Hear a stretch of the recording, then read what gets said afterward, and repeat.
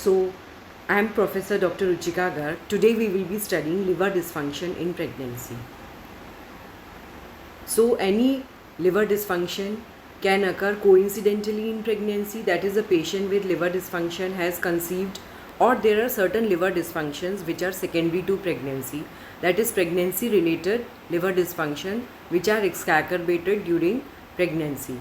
These 5 pregnancy related liver dysfunctions are acute fatty liver of pregnancy, HELLP syndrome, preeclamptic liver dysfunction, and intrahepatic cholestasis of pregnancy, and hyperemesis gravidarum. These occurs in different gestational periods. So, first let us see what is the interpretation of liver function test during pregnancy.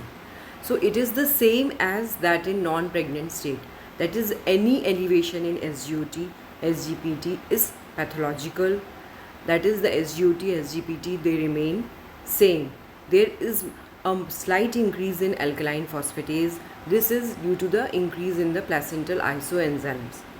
And because of the hemodilation of pregnancy, there is a mild decrease in serum albumin levels. Serum bilirubin levels slightly decreases, as you can see here.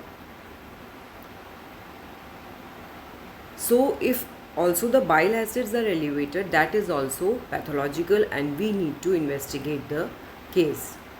So, there are certain risks which are related to pregnancy, which are unique in pregnancy. That is, there might be worsening of liver disease, and we are concerned about the obstetric complications as well as the postpartum complications, and obviously about the safety of breastfeeding in pregnancy.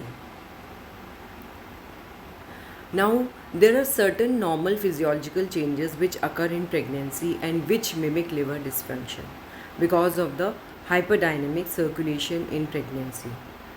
There is impaired liver metabolism, the gallbladder is dysmotile, and there are more chances of clinically significant esophageal varices in pregnancy.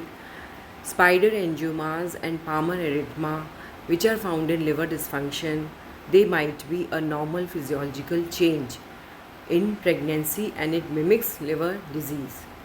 So, the size of varicose bleed might be increased.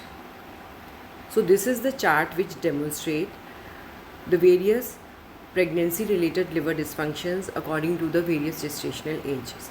As you can see, hyperemesis gravidarum, it starts in the first trimester and it continues in the initial second trimester only.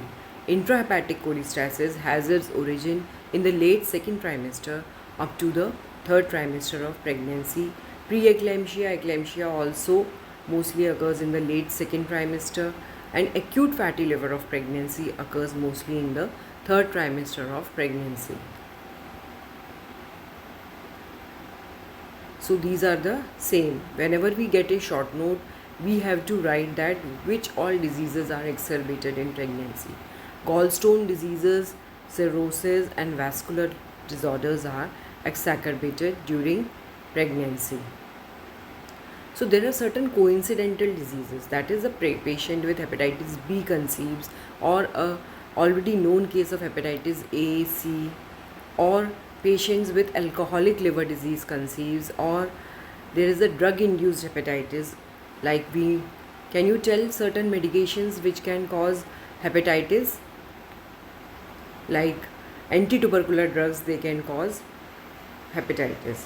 Then we have autoimmune hepatitis and NASH, non-alcoholic steatohepatosis. So let us come to hepatitis B in pregnancy. So we all know that. So from your residual knowledge, what type of hepatitis B can cause? It can cause cirrhosis and stage liver disease. So we are concerned about the risk of mother to child transmission. So what all diseases where universal screening is required during pregnancy, can anyone tell? Yes, HIV, HBsAg, hepatitis, and DIPSI, glucose tolerance test for gestational diabetes. It's a universal screening test. So most patients with hepatitis are asymptomatic and it is generally incidentally detected. In pregnancy is uncommon in cases of advanced liver stage diseases.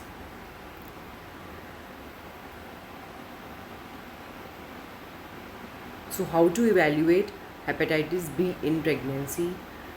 We know we need to do the CBC, PT, liver function test, and the most important test is hepatitis B viral DNA quantitative test, hepatitis E envelope antigen.